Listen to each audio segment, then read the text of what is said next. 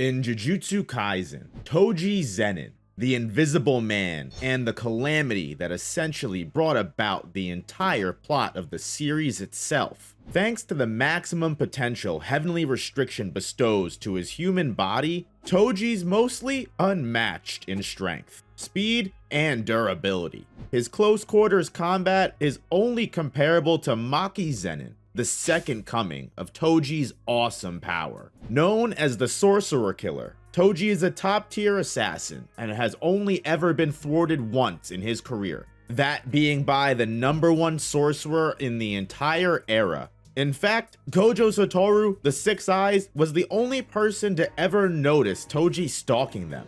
Other than this, he has a perfect record in being a hitman. But what if we were to put that almost flawless reputation to the test and cross Toji over into a series where he's not so unique anymore? Sakamoto Days, a story where almost every character has some of the same superhuman stats as Toji. Did I mention they're also almost all assassins? Meaning all that quote-unquote Batman with prep time praise Toji gets is going to be matched toe-to-toe as well. Toji Fushiguro, the anomaly of the Jujutsu world, and a cold-blooded monster that shakes the core of sorcery as a whole, up against each menacing and him energy radiating assassin, from weakest to strongest. How far is he getting? Hit the like button, subscribe, and most importantly, thank you for watching. And with me on this topic, I've got the man, the myth, the legend himself, Broken Ronin. Yo, what is up, what is up, what is up? Here on what I think is going to be a really fun video. Toji versus the entire cast of Sakamoto Days, assassin versus assassin. One thing that I want to get straightforward and out of the way is what Toji's going to be up against actually crossing verses over, because in Jujutsu Kaisen, Toji is a god, and I'm going to let Broken Ronin kind of go into that a little bit here. A lot of Toji's feats are, they're very impressive. In terms of physicality, Toji is one of the most powerful characters in the entire series. We see that he's able to contend against characters that kind of consider themselves great in hand-to-hand combat, like a hidden inventory Ghetto. He absolutely bodies him, picks him apart along with all of his cursed spirits. He's able to run up on Gojo, take him out. Gojo being someone who at this point is considered one of the strongest sorcerers alive, even before his awakening. Toji even kind of is able to trick himself into thinking he has something on him post-awakening as well. We see him in Shibuya fight against special grade cursed spirits that are able to basically outclass Naobito. Naobito being an extremely fast sorcerer, the second fastest actually. Toji obviously scales at least to Naobito, making him probably a top 5 speedster in the verse. We see characters that are significantly slower than him. You see characters like Ghetto or Kinjaku who can react to gunfire, something that you'll see is a commonality between Toji and Sakamoto. And just generally, his hand-to-hand abilities and mastery over weapons is going to prove very important and very similar to what we see a lot of the characters from Sakamoto Days have. Moving into Sakamoto Days, the first thing that Toji is going to notice is plenty of characters are going to be able to match him in speed alone, which in Jujutsu Kaisen, he's able to simply go past even one of the fastest characters in the verse. So in a series where even the minimalist character is able to match him, and at least that department, he's already going to be matching problems. But another thing he's going to be facing is characters that are able to literally turn multiple different environmental pieces into weapons, characters that have some of the craziest weapon designs I've possibly seen and are able to use them in such interesting ways that Toji's going to have a lot of problems, especially with poison. Toji's biggest advantage in the Jujutsu Kaisen universe is always his prep time, the way that he's able to manipulate people, the way he was able to get one over on the Six Eyes holder of all people. Pretty much every single character that he's going to be going up against is going to be sharing that similar battle IQ. So without further ado, let's just get right into it and get through some of the easier times that Toji may have in the series, which will be characters like Bacho and Sanhi, the two beginning assassins from the triads that we see, Tatsu, the poison character that gets fought with in the amusement park, and Boiled and Obaguro would do. You know, just to get through these guys real quick. Get ready, fight! So I think this is the level of Sakamoto Days character that is, generally speaking, pretty fodder for Toji. I know he said that even low-level Sakamoto Days characters are somewhat comparable in speed and just overall abilities. And while that is true, once we get a little bit higher into the ranking, Bansho and Sanhi, Tatsu, Boiled, and Obiguro, like, their showings just aren't comparative to the likes of late forms of Sakamoto or Shin. Like, a lot of the characters that we see that end up being very, very powerful and have these, like, crazy bullet reaction feats and all of these different abilities. They're busting up buildings and like cleaving towers in half. These guys are not that caliber of character. They don't really compare, and I think Toji would make relative light work of them. Boiled, I could see probably providing a slight problem, I guess, relative to the rest of the characters that we have in this category, simply because his way of fighting is the most unique. Maybe the poison, I think it's Tatsu, right? The poison user could provide some sort of issue, but because of Toji's heavenly restriction and like all of the physical enhancements that we see it have, while it hasn't been confirmed, I wouldn't be surprised in the slightest if he has some sort of like high level resistance to poison. And that's even going as far to say that Toji doesn't get the W, because he would definitely be able to take out someone like Tatsu before the poison even had such a bad effect. Let's remember that Toji's 5 senses are perfectly matched, and we see Tatsu's poison basically disorient the opponent in a way that it affects their vision, which with perfect hearing, and we even see Shin do it with his ability to use foresight. But at the end of the day, if Toji has his curse tools, he's slicing these guys up no problem at all. Even when we get further into the series, like up to chapters 20 to 30, where we have the mad Horiguchi, or the mad scientist, that's able to inject his foes with chemicals that are able to invert your speech or invert your mind, in which you confuse allies with enemies. But if Toji's going solo, I don't really think that's going to be much of a problem. And knowing Toji, there are definitely characters that you could argue in like JJK would be sort of arrogant enough or cocky enough to let themselves get hit with such an ability. But knowing Toji's like overly cautious personality and approach to fighting, I really don't expect him to let somebody with a bunch of needles land a hit if he can prevent it. And in terms of like straight up combative ability without the use of medicines and like things of that nature, I think it's pretty obvious that Toji would have the advantage there. At the end state, when the mad scientist injects himself with all the chemicals and grows all those giant muscles and does increase all of his stats, I feel like at that point, again, Toji with his curse tools, the soul splitting blade would just be able to cut right through that. Even in cross-verse battles, I imagine that the ignoring durability is going to hold, and we'll see that go through even when we're fighting characters like Kashima, Mr. Reindeer, with all the different weapons, and is basically just more machine than man at this point.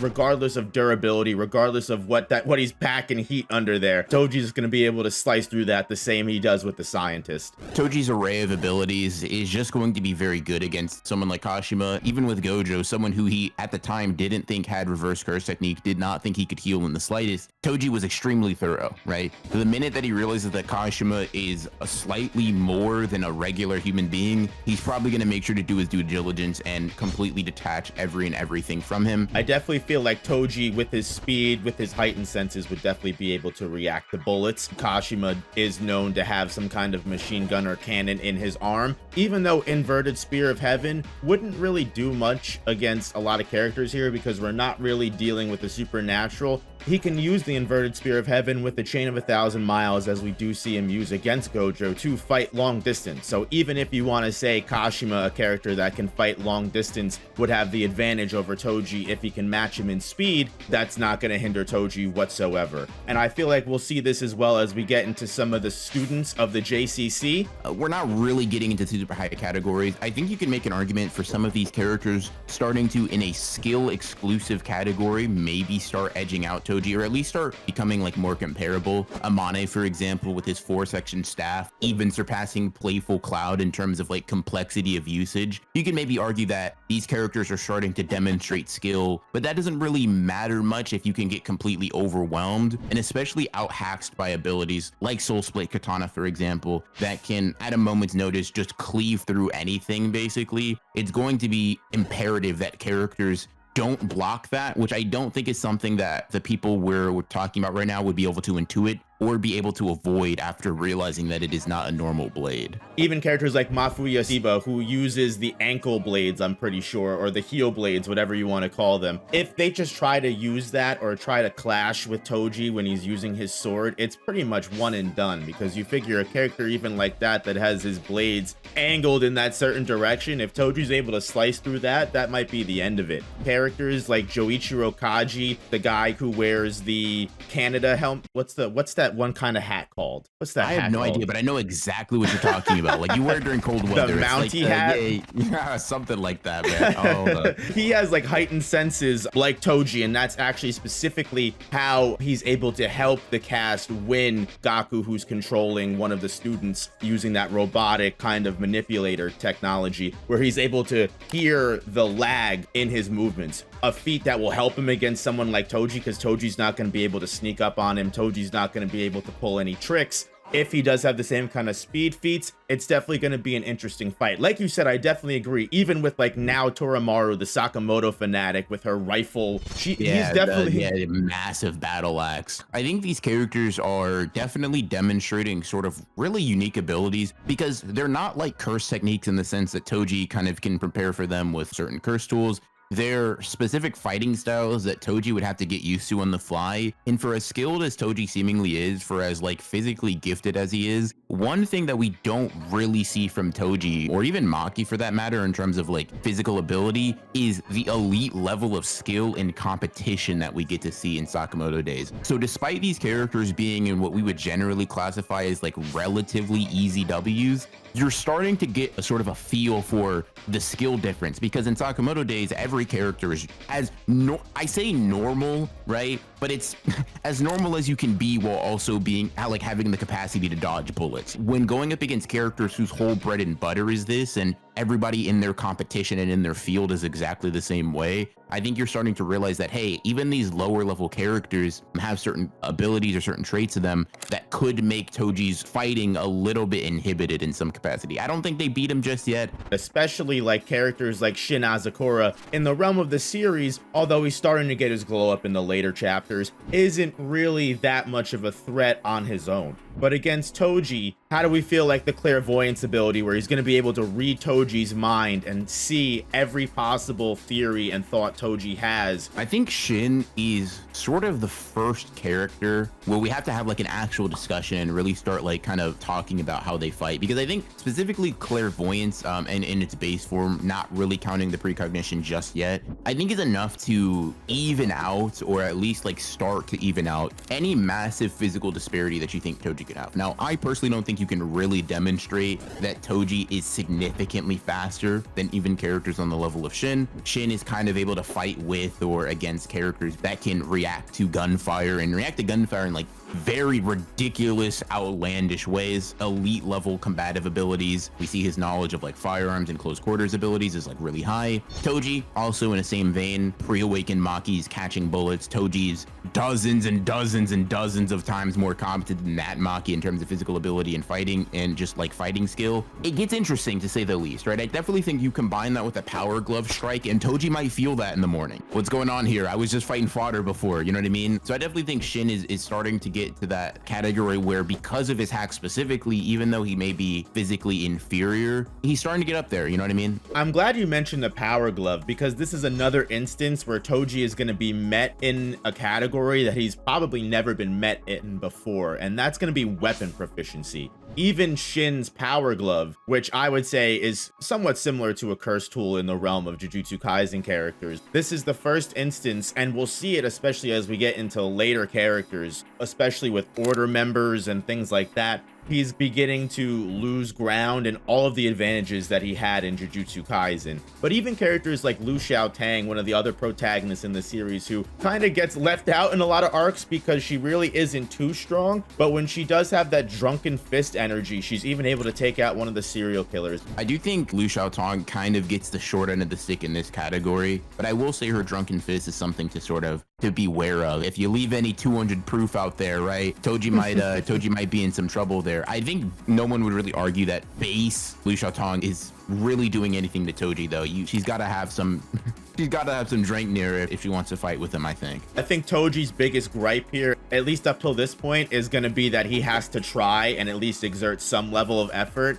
And I feel like that is not Toji's favorite thing to do in his line of work. I feel like Toji likes to make things as easy as possible, and he's going to find out that none of these characters are in that department of business. Especially when you're talking about characters like Heisuke, who are able to just use their sniper rifle in such a way that, like, it's kind of godly the way that he's able to ricochet bullets and catch Toji off guard where he thinks the bullet might have passed him, but it comes back around. And someone like Toji, even though they are able to deflect bullets and have heightened senses, when you want to talk about planning and being able to come up with on-the-fly attacks that are going to catch your characters off guard. I think Heisuke, even where we are right now with the things we've confirmed, is going to be quite the problem. Obviously, you got to give him distance, though. And I think that could be a really, really interesting sort of like sniper match, you know? Toji gets fired at for the first time and he's got to track him down. Basically what Heisuke is trying to do right now in the manga, trying to track down the sniper and get to him. And Heisuke, I don't think would make it easy. We do know that JJK characters can react to sniper rifle fire. Granted, not to the same like degree of skill, but a sniper is still a sniper. If we see Kenjaku pretty casually react to the gunfire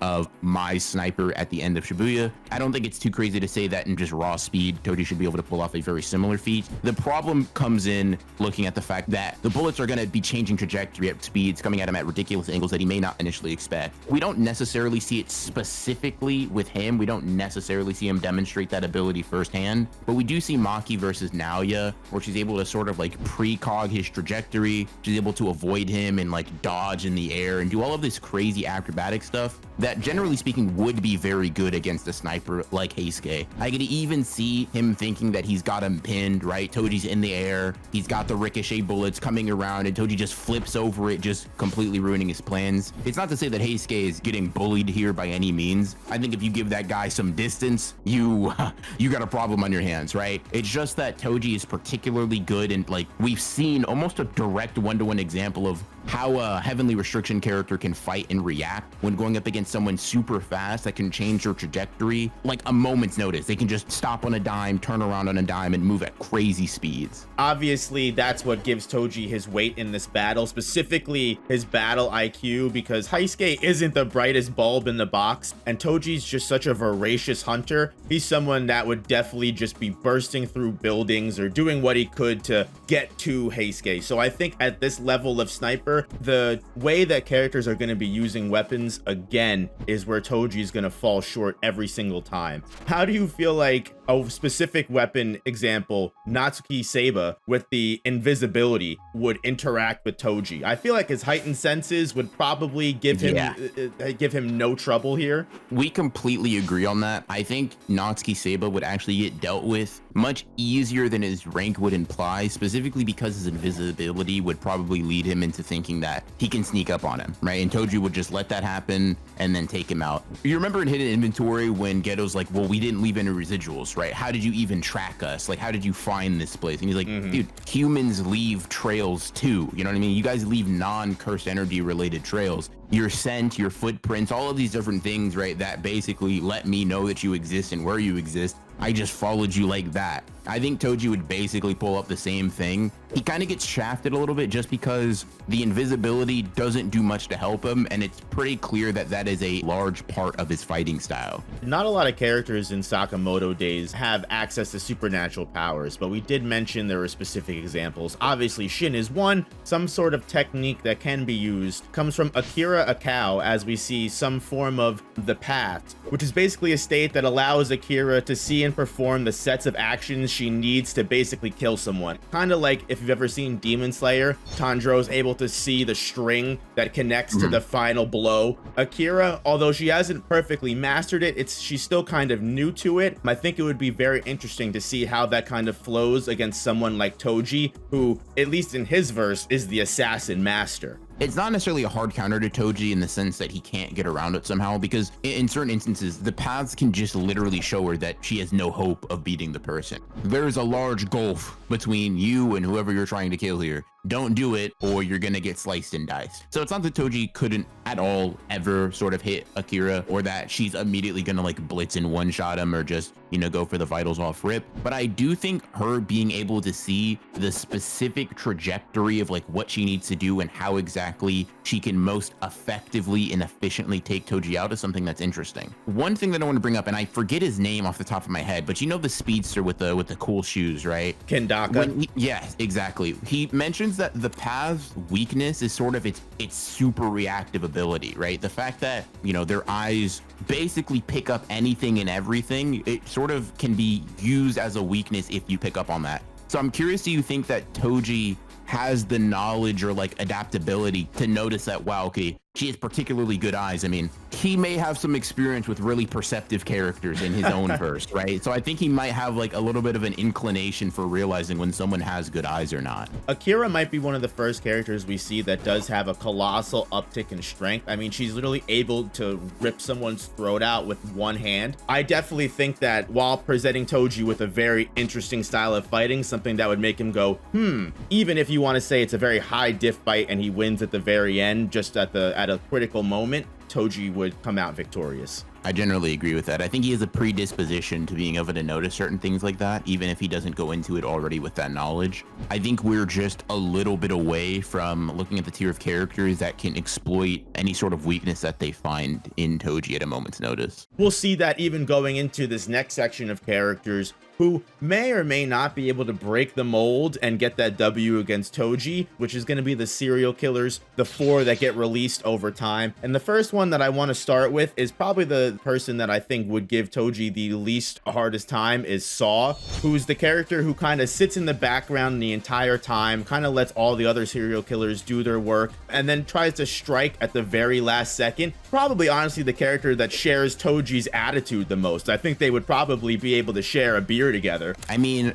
this is a guy that specifically kind of countered Shin, not exclusively due to the fact that he outmaneuvered him, outscaled him, or was just like significantly physically stronger, but because he, you know, Shin couldn't use his clairvoyance, so this is something that he heavily relies on in battle. He forced him to develop the precognitive ability that he now can use for slightly extended periods of time. But I do feel like Saw is someone that is pretty regular. I mean, he has an axe, which is like cool or whatever. His fighting style isn't entirely unique. I don't think it's something that Toji couldn't possibly adapt to or become aware of in the heat of battle. I think where the serial killers shine, they're definitely unique in terms of their approach to fighting. You'll see, for example, in characters like Dump, just with their enhancements in general, they could definitely get that one time catching him off guard, maybe dealing like a pretty fatal blow, but Saw is not the character that I think is going to have that at all. I think Toji would just say, oh wow, you've got an axe rope that you can swing around? Here, cool, let me just click this on real quick. Inverted Spear of Heaven onto the Chain of 1,000 Miles and just be able to outdo him.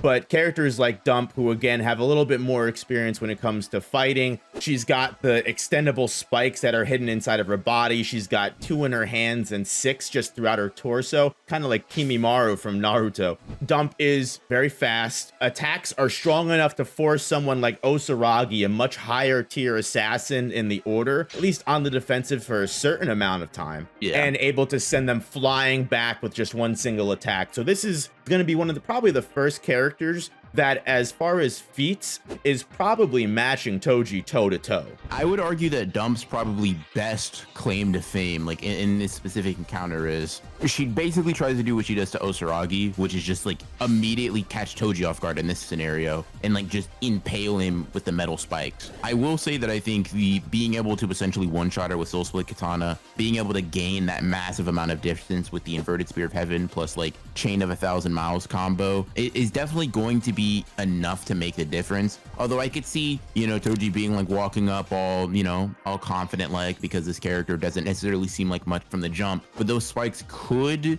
depending on if you think he could sense it beforehand, which I guess is up to you and the viewer's interpretation, it could definitely catch him off guard and maybe make him take a hit that he otherwise shouldn't or wouldn't. It is shown in Maki's battle against Cursed Spirit Noya that given enough time, even if internal damage is taken, like with very critical organs, it seems like the Heavenly Restriction does allow characters like Maki or Toji some level of healing. I'm not exactly sure how it works. It's not really explained, but given enough time, they are able to heal themselves. The degree to which they can heal, like you mentioned, is kind of ambiguous. I will just say the fact that Maki was able to come back from basically just getting internal bleeding from the fact that now you just like rammed into her at full speed. I feel that like any minor flesh wounds or wounds that generally wouldn't be immediately lethal could be either pushed past or, you know, worked around or even healed. It just depends on if you think that the attack is lethal. It's not that they're nearly immortal or that their healing abilities on the level of RCT, because we do know that, like, obviously Toji killed himself in Shibuya, took himself out, and in Hidden Inventory, the Hollow Purple carved through a part of his torso, and that was enough to defeat him. So there are limits to the Heavenly Restrictions healing capabilities, but just like basically every other bodily function that they have, Toji's ability to heal is significantly heightened relative to a regular human being. If I were a betting man, I would put my money on Toji here. Just due to his character, it always comes off as a very cautious person. If he knows that he's going there to do a job, even with someone like Geto, for example, a character that he doesn't take as seriously as Gojo, not nearly so, he makes sure to err on the side of caution. He doesn't kill him just to make sure that all of his cursed spirits don't just erupt and like attack him, even though he likely would be able to get through them. So it seems that even against characters that he wouldn't normally think are that strong, he would either handle them as quickly and efficiently as possible out of laziness, or out of the desire to, you know, not lose his life and continue living like the bum that he was in Hidden Inventory.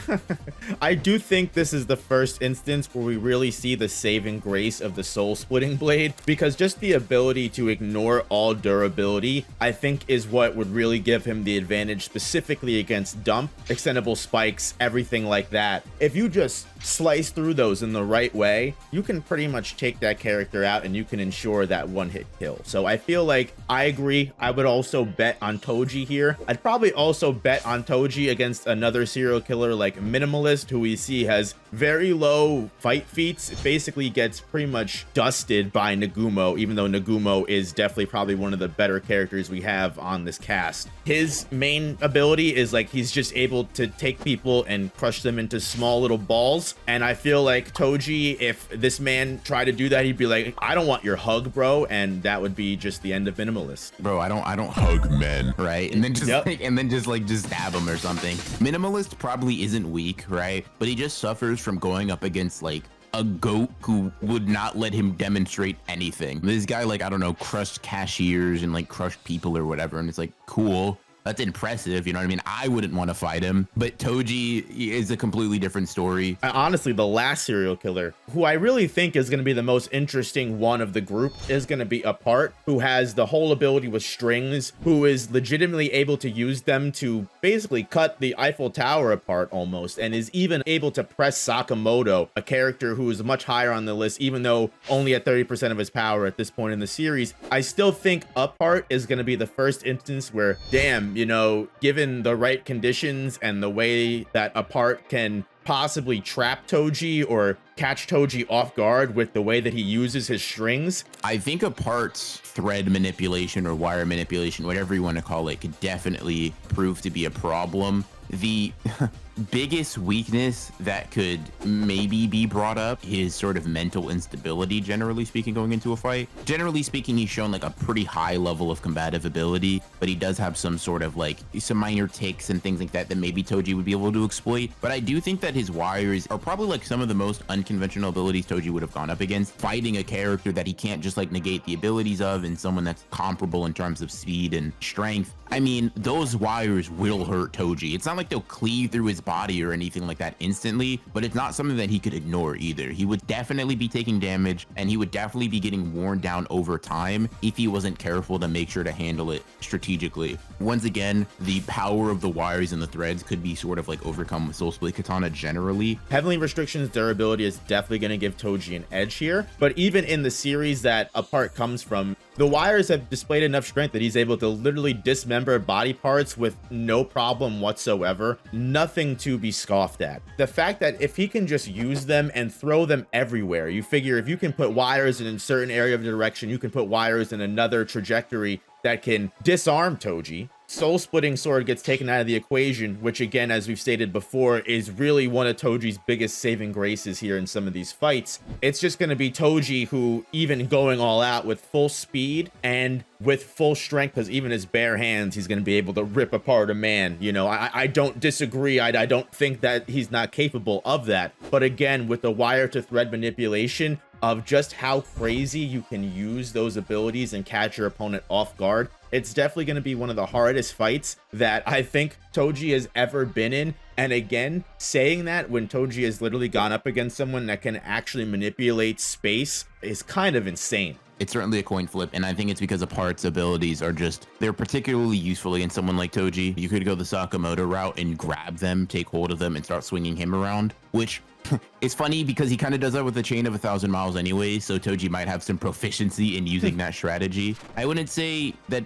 you know, I would bet against Toji here, but it's certainly like, I'm paying to see this fight. You know what I mean? I would love to see this. It's not a wash. It's not something that I like, that would be uninteresting in any capacity. So, you know, I'm getting the pay-per-view for Toji versus Apart. As we get into assassins of higher tiers that, unlike serial killers, are going to be a little bit more composed, going to share a little bit more of that tactical nature that Toji does. As we get into some members of Slur's gang, with Club Jam is so fast, he's able to break Natsuki's fingers before he even realizes what's going on, so his physical feats aren't really to be scoffed at. But we're also going to see another instance of those supernatural powers, because Club Jam, for whatever reason or by whatever way, is able to actually hypnotize people into doing some really weird sadist shit. I think the one thing that you can argue for is that Toji's soul is particularly resistant to being taken over by other things. Obviously, we have the fact that like Seance Granny tried to bring him back to life and control him and tell him what to do all throughout Shibuya. He's like, yeah, it looks like my soul overpowered this guy's body. Sucks, doesn't it? And on top of that, we also have Gege making a statement in the Jujutsu Kaisen fan book that Kenjaku specifically avoids trying to body hop into like heavenly restriction users. So if Kenjaku in all of his wisdom is like, I'm not gonna try to do that with Toji, it leads me to believe that he probably has like some sort of heightened mental or like soul-like fortitude that would give him a resistance to the hypnotic effects that Club Jam has. I don't know if you necessarily think those things correlate one-to-one, but I do think Toji's at least demonstrated a precedent to give him a resistance, if not a complete immunity. I would definitely be willing to give Toji that generosity, specifically because we do see the hypnosis of Club Jam not work on characters like Taro Sakamoto because they're so strong. We don't get too many physical feats from Club Jam. Most of his powers do come from his hypnosis. Even though he does have pretty strong speed feats, I would probably bet on Toji. Now, I don't know if you would really consider him a member of Slur's gang per se, but Kei Uzuki, who we see he's kind of got that chain blade, the whip chain, which is, in my opinion, really cool. We know he's strong enough to at least fight with Sakamoto. Obviously, Sakamoto wins in the long run. This is Prime Sakamoto here. Losing to Prime Sakamoto is such a hard thing to parse because it's like, so does the verse. His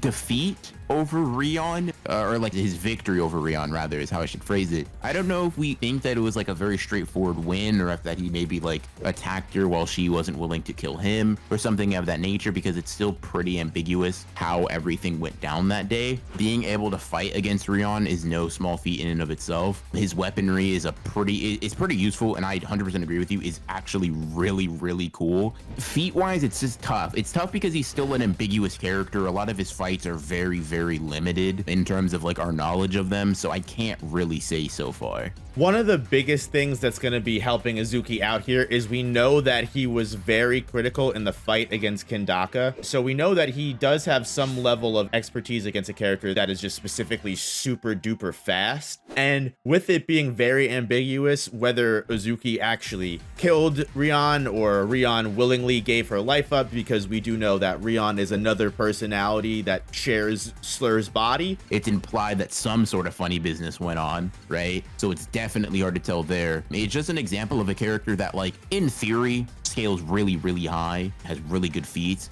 but so much of them are so ambiguous that it's hard to say, okay, he definitively loses or wins. Yeah, and I think it just makes more sense to put a big question mark here until we get a lot more information. We're going to move on to a character that we have a lot more feats to go off of, who I think is definitely going to be a good match. Kumanomi, who has the ability of magnetism, I'm pretty sure with her electromagnetic glove. She's fast enough to react to Hyo, an order member, block sniper fire from Heisuke, which we said that Toji would probably be able to do, so she's already matching him on that side of things. She has strong durability for being able to fight someone like Hyo, even to the point where they're underwater and going at it, and she's still able to knock out the win against such a powerful opponent. Just killing an order member in general in the Sakamoto Days verse is, I don't even think it's something that we've seen before besides by another order member. So this is a character who is definitely going to be giving Toji a run for his money.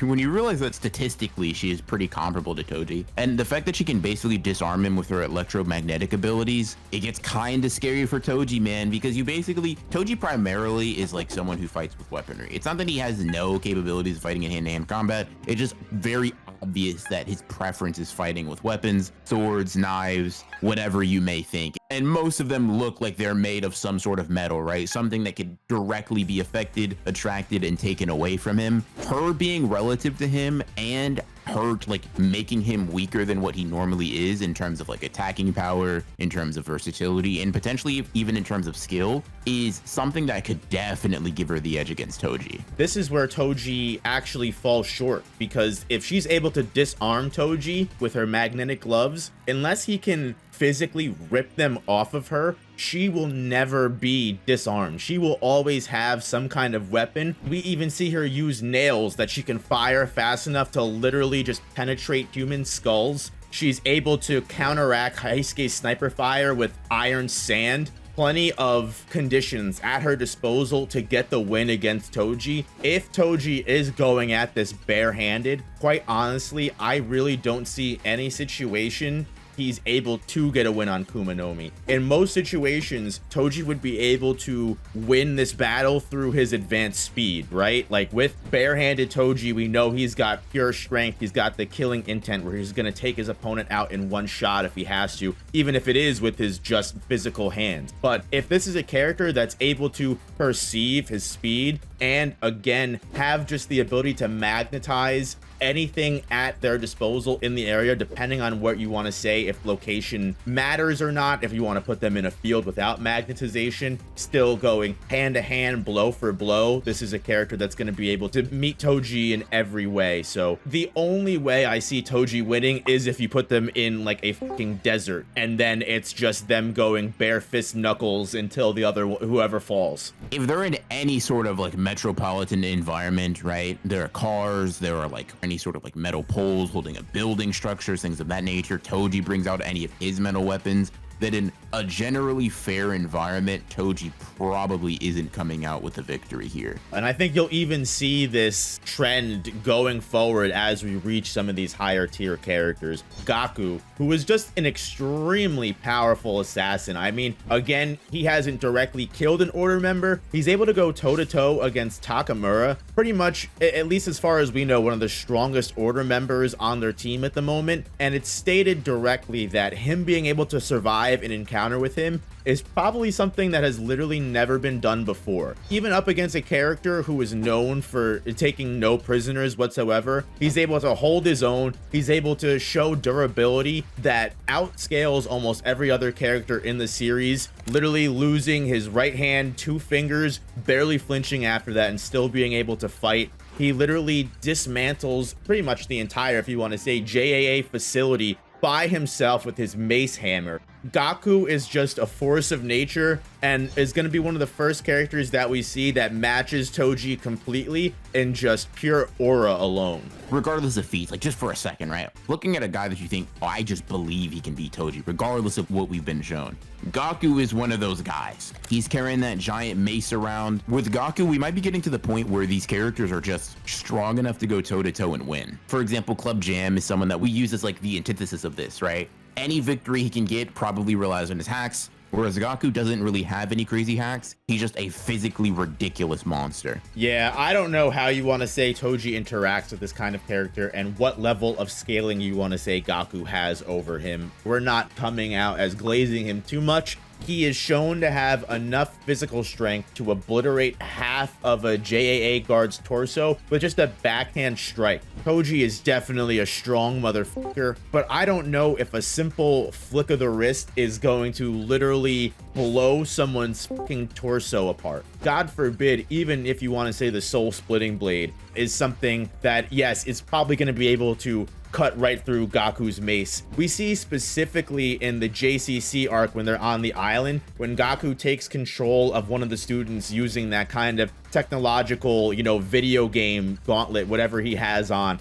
He's able to literally bust all of these motherfuckers' asses with pure hands alone, and that's on top of the fact that he was given a half second, I think it was, lag on his actions. But when you want to say he's going up against multiple JCC applicants who, even stated before, like we said, even though we kind of ran through them very quickly, they all do have the stats that are able to at least, you know, make Toji try. So you figure if this character is able to go against an entire group of these guys with a half-second lag as a handicap with pure hands, again, I don't think the soul splitting blade is gonna give Gaku a problem, because he, as an assassin, as a like-minded individual like Toji with clear battle IQ and a lot of experience, is someone that's going to immediately perceive, all right, I probably shouldn't get hit with that. I'm going to completely dodge every sense of it. And this is a character that we see who, again, loses fingers, loses his hand, and is barely flinching and maintaining his form in the fight. So again, even if he does take a smaller hit instead of completely getting cut in half,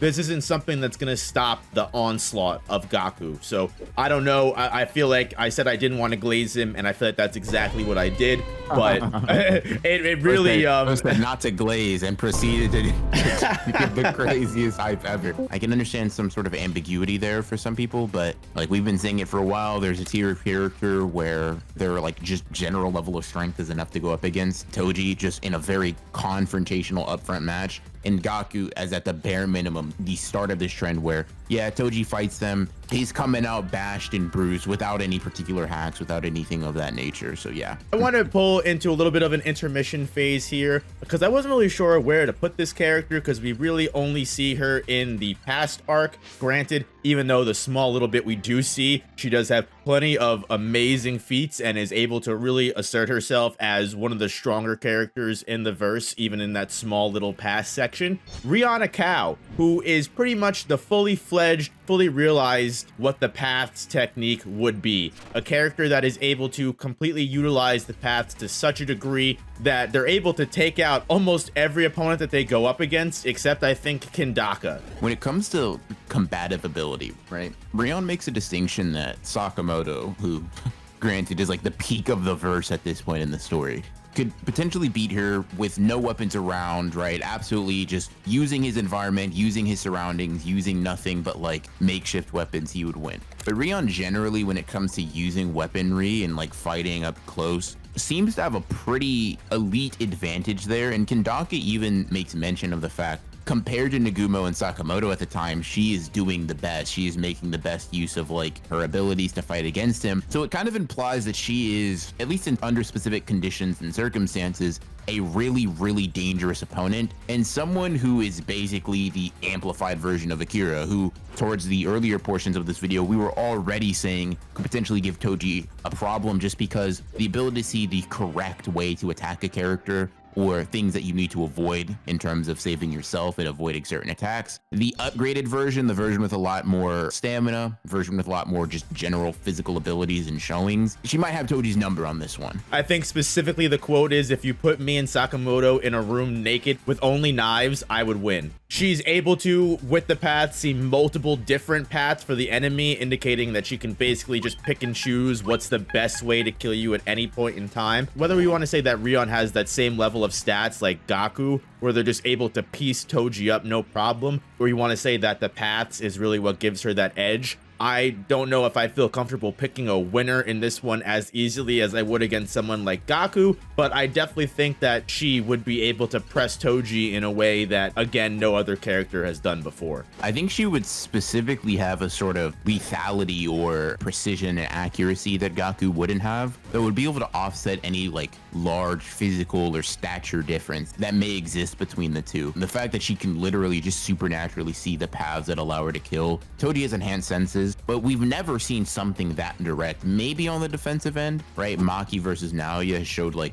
a defensive version of that, which honestly would be a really cool sort of encounter. You have Rion being like primed for offense in terms of like seeing in precogging abilities or precogging like certain movements, or basically what is the most optimal way to attack, and Toji with the almost the defensive version of this, precogging and being able to react to attacks that are specifically designed to like kill him and things of that nature. Whatever you want to say how the fight goes, her skills are enough to be offered an invite into the order along with Nagumo and Sakamoto.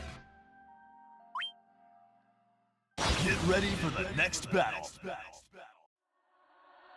Getting into the order specifically, because this is really our bread and butter. This is going to be the meat of this video, because these are our top tier assassins. These are the strongest people as we know of, at the very least, because there are a couple members of Slur's gang like Carolina Reaper who we just haven't seen yet. But specifically to focus on them, I kind of listed them through as weakest to strongest just to see how long it takes Toji to get pressed and overall just obliterated. Whether you want to, I'm sure I'll get a bunch of comments that say I'm a hater. I can't stand this character. Kanaguri, who in my opinion is the weakest order member. We've already established that characters of this level are probably just scrapping with Toji and pressing him. I don't know if I think Kanaguri is like just completely outclassing him in any capacity. He is able to fight like Sakamoto to a pretty good degree, more than what a lot of the verse can say. One of the top echelon, like top tier characters in the entire Sakamoto Days universe. Even without the fight against Sakamoto, we do see Kanaguri decapitate 8 applicants on the plane with his clapperboard, no problem. And the way that he uses the camera in his fight against Sakamoto,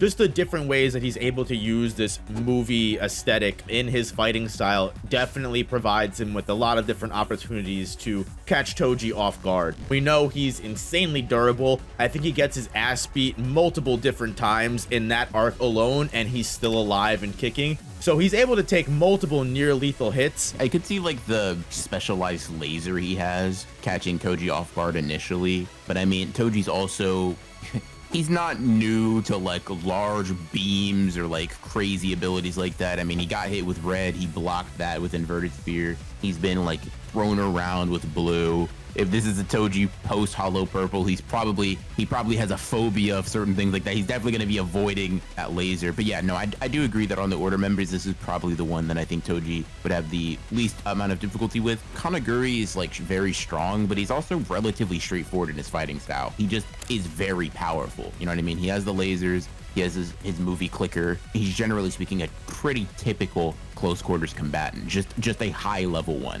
Moving forward to a character who I still feel like sits on somewhat of the lower spectrum of the order, despite the fact that this might be a character which I would love to get your take on it, whether you think they would be faster than Toji or not, Kindaka. Even though being a former member of the order shows incredibly insane feats in strength, durability, just being an order member alone is one of the strongest feats you can have in this verse. And just a special set of shoes that he wears, giving him insane speeds that not even Nagumo or Sakamoto, who I don't know if you want to say at this young age they're close to their prime, if not maybe you want to say they're in their prime at this point. Either way, the fact that Kindaka is able to perception blitz characters of this level is a feat that can't go unnoticed. I think Kindaka being able to blitz people who at this point are like so much faster than bullets that it's not even crazy, right? Kindaka did not just like marginally outspeed Sakamoto and Nagumo. Say that these characters are not in their primes yet, that's fine. Bullets are still at this point not even an issue, right? Sakamoto and Nagumo are reacting to that like, I mean, like it's moving in slow motion. Kindaka was like perception blitzing them. They'd think that they grabbed him and then he would just run, drag him all throughout the mall, like completely body them, right? So in terms of raw speed, if they were getting a foot race, Kindaka's dusting Toji, I feel. The thing that I think comes in handy is, once again, that Maki fight shows off that like being super fast in a linear fashion, the thing that is enhanced are her senses. It's her ability to use them, and it's her ability to basically like feel out everything with her heightened abilities, right? So if that's the case, and now you still had a, at least in theory, speed advantage that she's still able to react to and just pretty much utterly dominate him, that just speaks to the fact that Kendaka's linear type of speed, like, I mean, granted, very high amounts of speed definitely would be useful at first, but I could see Toji getting accustomed to it relatively quickly. We see that characters can, even if they aren't like physically as fast as him, they are able to adapt to the speed or like predict where he's going to go based on his environment, previous trajectory, and like habits and things of that nature. So in spite of Kendaka, in my opinion,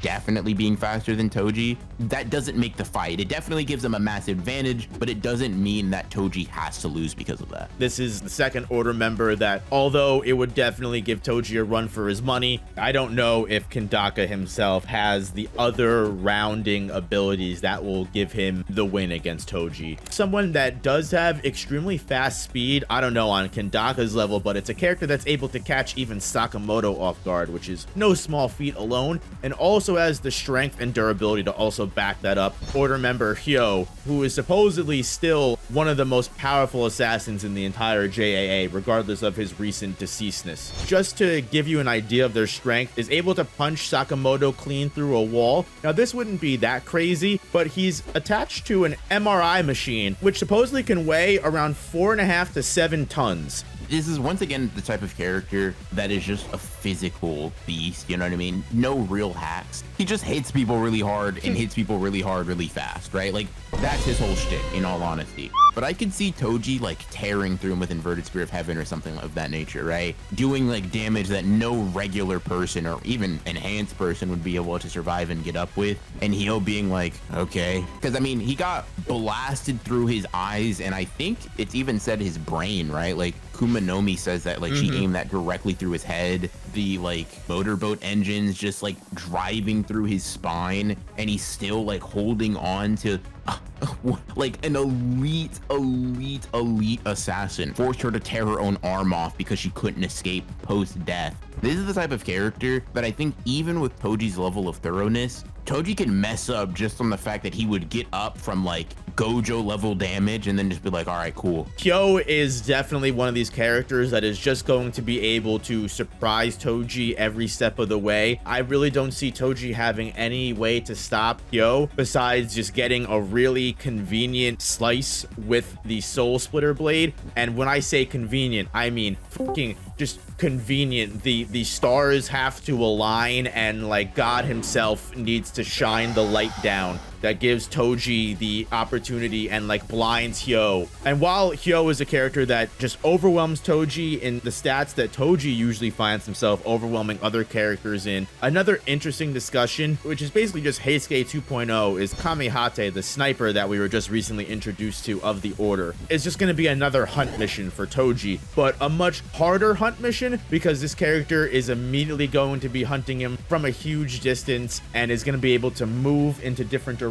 If Toji catches wind of him, he's going to be able to make shots that are usually impossible, something that's able to surprise Heisuke in a way. And as we know, he's a character that is so confident in his abilities as a sniper, he's gonna go for the head every single time. How do you feel like, compared to the Heisuke discussion we had earlier, changes things when it comes to Toji fighting a sniper? It really depends like how far you think Toji's like senses allow him to sort of like be aware of a person. Because I'm pretty sure in one of the most recent chapters, like Sakamoto's like gassing him up and saying like he can snipe from like 5 miles away. I could see Toji just going on about his day, and then a bullet from 5 miles away just boop. 5 miles is crazy, right? To just be like, you have to be aware of someone that far away from you consistently. His accuracy is ridiculous. He's sniping other snipers through their scope, shooting ricochet bullets off of spinning tires. I think if Toji starts off being aware of him, to at least in some capacity, knowing that he's being sniped at, the fight does change. I will say this, if there's one thing Toji's really good at, it's disappearing. He wasn't just the invisible man because of the no curse energy, right? Like, he is someone that I think is very good at like weaving in and out of of environments that can be useful to him, whether it be like, you know, a wilderness type environment or just like a metropolitan one with a bunch of buildings and things that he can obstruct himself with. I could see Toji being aware that he's being attacked, focusing his senses on like anytime a bullet is coming and like tracking him down. It heavily depends on like sort of the starting circumstances, because the further Toji is away from him, if it's Kamehate's like max distance, he's definitely going to take a shot or two or three before he like really can hone in on where he's at. I don't know. This might be karma. This might be Rico Amane's avenge we see play out in real time. Toji's going to get his paycheck and be like, wow, time to go. But if we are to say that it's a 1v1 tournament style fight, I mean, clearly Toji does have the means to potentially hunt this man down and kill him. Next up is one of my favorite characters. I don't know how you feel, but I truly feel like Osaragi is probably the most goated character in the entire series. She's an Order member, so she's clearly one of the strongest assassins in the JAA, and she's one of the Order members that gets the most shine, in my opinion, throughout the series. She has multiple different fights where we're truly able to see what she's capable of. We know she's insanely fast, able to react to perception blitzing speed characters in her own verse. She's able to completely destroy a character like Dump. She's able to completely take down Order level characters. Like, I don't know how you want to scale the Geisha character that she ends up fighting. Even though in certain fights, she's kind of a more laid back character, so she does get thrown around a lot in different fights, but she just has that sense of durability, not even worried. She's able to literally bludgeon Dump's head into a stone statue and shatter it by swinging a suitcase into it. And that doesn't even include the kind of things that she's capable of doing with her little saw that she carries around with her everywhere. It's another one of those things where Suzuki just makes up the most ridiculous weapons and abilities. I mean, it's just a saw attached to a massive rope. In terms of physical abilities and like skill with killing, she might just surpass Toji. Because one thing that we kind of brought up earlier that we haven't re-brought back up is like, I personally think Sakamoto Days characters are probably significantly more skilled in martial arts and just like generally the art of killing than even the most elite martial artists in JJK. And because they don't necessarily focus on techniques as much due to the, I hesitate to say grounded because of the shit that goes on in this verse, man. Nobody's really shooting fire from their palms or like dividing space infinitely or slashing infinite space or anything of that nature. Typically, a lot of the things they do are based more on like their skill and physical abilities. And I think Osaragi's a pretty good example of that. She basically has her own chain of 1,000 miles with a hacksaw applied to it. I think it'd be a really fun fight to see. But I mean, if we're only going up the totem pole in terms of scaling, speed-wise, Osaragi's only getting faster and faster relative to Toji. Granted, within the same dimension, but might actually start being slower than the characters we get into and above. This is where durability begins to play a factor, because these characters are also shown to potentially have greater durability feats than even Toji himself with his heavenly restriction. Much like Gaku, much like Hyo, characters that are just at this upper echelon of assassinhood. I mean, this is another character that Osaragi gets impaled through the hand by one of Dump's spikes, and instead of taking the hit and kind of backing away, she literally drives her hand deeper into the spike so she can grab Dump and do more damage. Like, this is a character has clearly been trained to kill her entire life. This is someone that lives for this and is not gonna shy away from anything that Toji does. If anything, she's gonna be completely unfazed by it. Again, this is a character that was able to destroy an entire statue with her bare foot. There's not even enough words to say. Characters that are clearly just more proficient at killing than Toji. As Ronan mentioned, if we're just going up the totem pole, even more stronger characters like Nagumo, who are just, again, just radiate even greater aura than Toji ever possibly could when it comes to just pure deviousness, battle IQ, and just being able to use their weapon to the point where Nagumo just plays a game with it, what side of and what portion of the weapon to use. In terms of pure versatility, I mean, I would argue his weapons probably aren't imbued with like soul-splitting powers. He's like 8 different weapons. He probably has the same amount of, if not more, diversity in ways he can approach attacking than Toji. Skill-wise, it's been shown that Nagumo is up there with like Sakamoto in his prime. In terms of intellect, he's at least comparable to the likes of Toji. I personally think, well, first of all, Nagumo is one of my favorite characters in the series. To me, he's one of the strongest characters in the verse so far, and that's why he's an Order member, obviously. Definitely one of, if not the strongest characters we've talked about on the list so far. And I think at this point, I don't think anybody really washes Toji up to this point. I think we may get into one character who might just dog walk him, right? But I don't think anybody, including Nagumo, is like bullying Toji. But I do think that the wins are getting more and more convincing. I hope we can get a picture of Minimalist, this serial killer, on screen. I know we talked about him and kind of lowballed him before, but if you look at this man, this is a hefty man, all right? Nagumo picks this fucking man up by the neck with one fucking hand. I don't know about anyone that's able to do something like that tells me that Toji isn't going to be given much of a problem, but we can disagree. We can make bygones be bygones, but that's up to you. Difficulty is definitely something that's probably subjective here, especially when we get into another character who is clearly one of the highest characters in the verse as a whole. We have Shishiba, Mr. Hammer Guy, who very clearly is not going to be fazed by Toji whatsoever, especially with the kind of characters he's been put up against in his own verse. I think he goes real simple, right? The hammers aren't too crazy hacks wise. Got to be careful in the ways in which he decides to block and all that stuff. Like the typical things that you have to consider when going up against Toji or whatever. His fight with, I think it's Satoru, right? First of all, great fight, but it's just a pretty high level of display of skill and things of that nature. As an order member, as one of the, I guess, like best performing order members we've seen thus far, speed, strength, durability, all of those stats that make him like a good fighter in general, like leagues above most of the characters we've talked about so far. So I basically kind of think the same thing about Shishiba as I think about Nagumo, where it's just like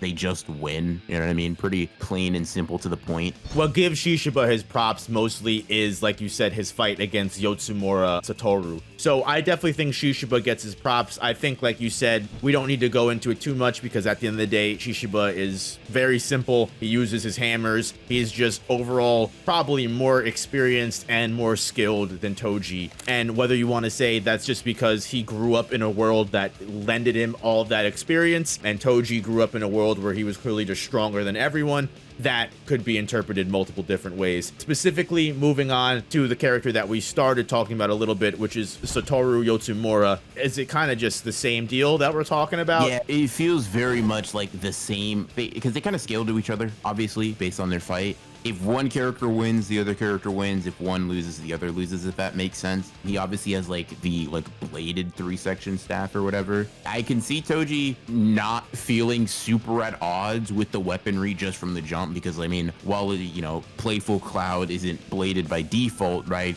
He definitely knows his way around that weapon. He probably knows how to fight against it as well, just due to the nature of him using it. But that doesn't necessarily mean he wins just because he has like that specific sort of advantage. I mean, if you agree with us on Nagumo, if you agree with us on Shishiba, if you agree with us on Osaragi, any three of these characters, whether you want to disagree on one and say two of them work, however you want to play it, Yotsumura specifically was able to fight all three of these characters at once. I mean, obviously Shishiba does come in and get the win on his own at the end, but this is still a character that has enough proficiency in weapons in battle that they can take on three of the most powerful order members currently, which this is the current level. This is the same level of scaling we gave to Nagumo, Shishiba, and Osaragi just before. This isn't like a situation like Sakamoto where they're not in their prime, or, you know, we're kind of talking about them in a past sense like Rion, and we don't know where they scale as of this moment, or whatever the fuck is even going on with them to begin with. And that's pretty much going to be the same when we talk about characters like Takamura. Even though we don't have too many actual one-on-one feats, despite the fact that he was able to go one-on-one with Gaku, which, again, with the scaling we gave to Gaku, that should give you the answer that we're going to have right from the get-go. But even in his old age, like, this guy is able to literally cut the Eiffel Tower or the Tokyo Tower, whatever you want to call it. Like, it's just, it's crazy. It's definitely one of those things where you have to go off of like implications more than like really hard concrete feats. But if Takamura is like this boogeyman that everybody sort of like implies that he is, being able to make it old age as an assassin, like clearly he's made of different stuff. I could see an unsheathing of a sword and then a destruction of a certain Fushiguro or Zenin, you know, whatever he calls himself. It's one of those where it's like, it's not super concrete. So like, I won't blame someone if they're like, I need to see more. It's fine.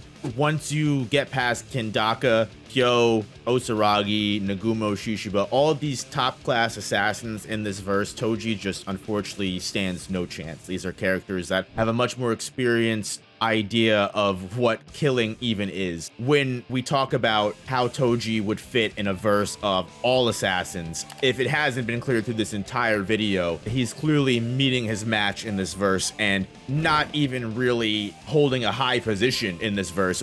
I don't even know if the order would be like, you know what, we're interested in this guy. Like, do you even think like they'd be like, yeah, we want Toji? Toji applying to a job is just such a funny concept because bro is not, he ain't fitting in a professional atmosphere. Oh, well, I gotta show up on time for meetings. I can't do that. That's not me.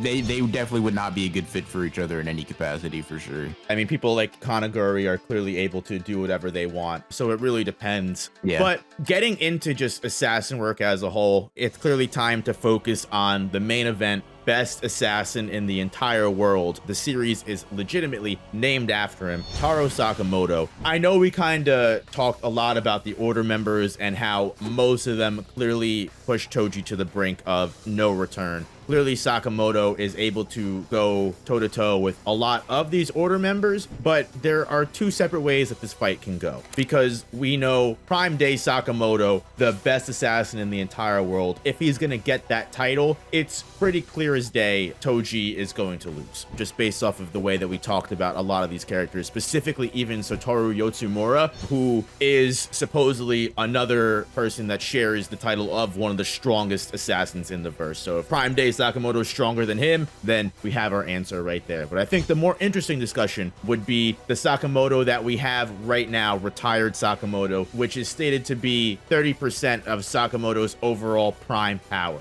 When you want to talk about weapon proficiency, is probably one of the greatest examples of that in not just his verse, not just Jujutsu Kaisen, but probably manga as a whole. I don't know, my scale isn't that high. You've probably read more manga than me, and I'm sure there's commenters that are going to remind me of characters that have probably put up a better feat than Taro in the millions of media that have been presented. But actually Gata High School has like really crazy martial arts feats. No, but like, yeah, I mean, I definitely agree with the sentiment at the bare minimum. Sakamoto is like, he's that guy when it comes to weapons. He's that guy when it comes to fighting, adaptability, like just like, I mean, he's elite, right? Going back to 30% Sakamoto, mid to high tier order members are kind of like where he, not where he peaks, right? But sort of where he's like, where he's meeting his match, right? Kanaguri wasn't like a very simple fight for him. Not to say he was like super high diff, but it wasn't the easiest match in the world. The fact that Kamihate was someone that Sakamoto kind of also looked like, is like, okay, this is bad. We got to get that from him, whatever. He is obviously a far cry from what his like full power once was. Toji might be able to get back in this fight just because he's now not getting like outsped, out like punched, and like in terms of durability, I mean, he also is like, you know, he's a very durable guy himself. He obviously has that, the extra senses we've been talking about for this entire video. I guess the question is sort of,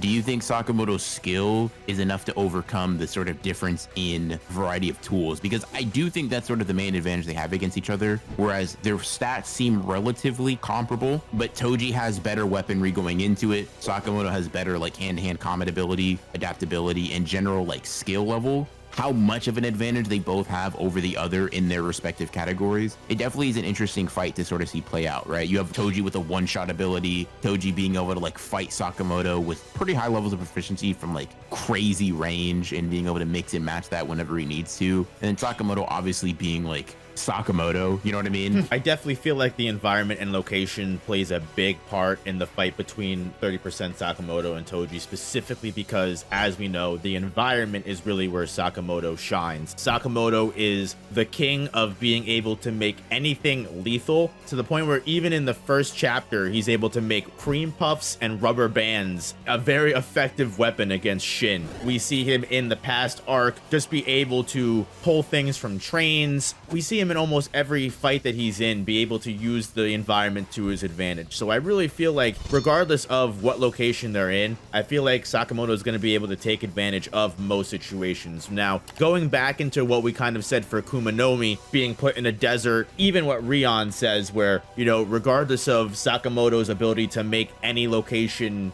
his domain, for lack of a better word, no pun intended, if she was able to get him in a room with no environment whatsoever, no clothing even, just pure hands and maybe even a knife, she herself would be able to best Sakamoto. So however you want to take that statement, I know we weren't really definitive on exactly what the outcome of Rion and Toji specifically was, but at the end of the day, going up against someone like 30% Sakamoto, it's clear that the location is probably going to be what makes or breaks it, because on characters that are so equal, I think, which is not that crazy to say, Toji coming into the battle with weapons is going to give him an early lead in the beginning. But as we've seen from Sakamoto's durability, Sakamoto's speed, I don't really think the soul splitting blade is going to be something he's going to get hit with, let alone get hit really at all with any kind of critical attacks. I think I would probably put money on Sakamoto on this one, but I'm not sure if you have a different result. Fair enough. Yeah, I definitely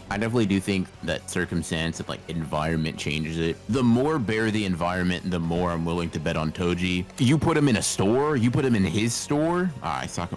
Goodbye, Toji. See you later, buddy. Don't let him get some bubble gum. Don't let him get to random odds and ends. He's really going to start cooking. Let's be real. Generally speaking, there are going to be more things around Sakamoto to use than there would be like for him to not be able to like deploy or like, you know, use in close quarters combat. So I do think more times than not, I would also put money on Sakamoto as well. What's kind of even crazy to think about, because I'm sitting here while you're talking, just imagining things, because I'm thinking like, even if you put Sakamoto in a desert, like I wouldn't even put it past him to just use fucking sand in one of the craziest ways I've ever seen and like find some way to make the fight difficult for Toji. Like this is clearly in no way, shape or form a fight that Toji's going to be walking away from unscathed, or at least using the fullest potential that he has. Toji vs Sakamoto Days was clearly a gauntlet for Toji that I don't know if I expected to be as hard for him as it turned out to be, but it seems like as soon as you start reaching even Slur's gang with characters like Kumanomi, with Gaku, and even as you can see in members of the Order, Toji really does not have the same presence in Sakamoto Days verse as he does in Jujutsu Kaisen,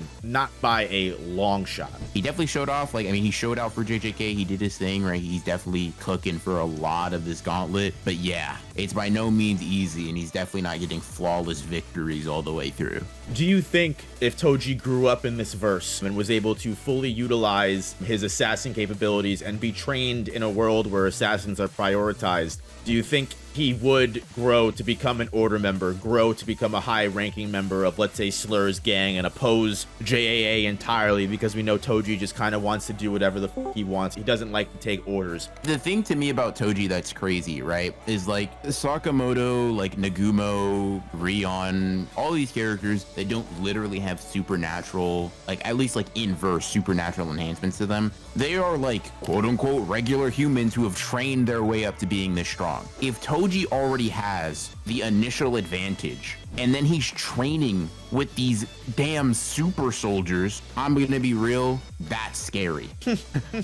That's terrifying. That Toji, you put Inverted Spear of Heaven and Soul Split Katana in his hands, I might want to see the rematch with him versus like immediately after Awakening Gojo, bro. I'm gonna be real with you. Like a Toji who's just Sakamoto juiced up, that sounds actually scary to see. I know I personally wouldn't want to run into him in the middle of the street. Seriously, guys, thank you all so much if you made it all the way to the end of this video. I know going through every single character in Sakamoto Days was definitely a trip. I really want to thank Broken Ronin for being here with me. It felt like this was meant to happen. Like these two were meant to kind of go at it. So appreciate you having me on. This was really fun. Make sure you hit me with the like button and subscribe if you want to see more content like this. Go subscribe to Broken Ronin's channel, because like he said, this might be our longest collab, but it definitely isn't our only one. Make sure you watch an end screen video if you want to continue your binge, and I will see you guys in the next one. Peace.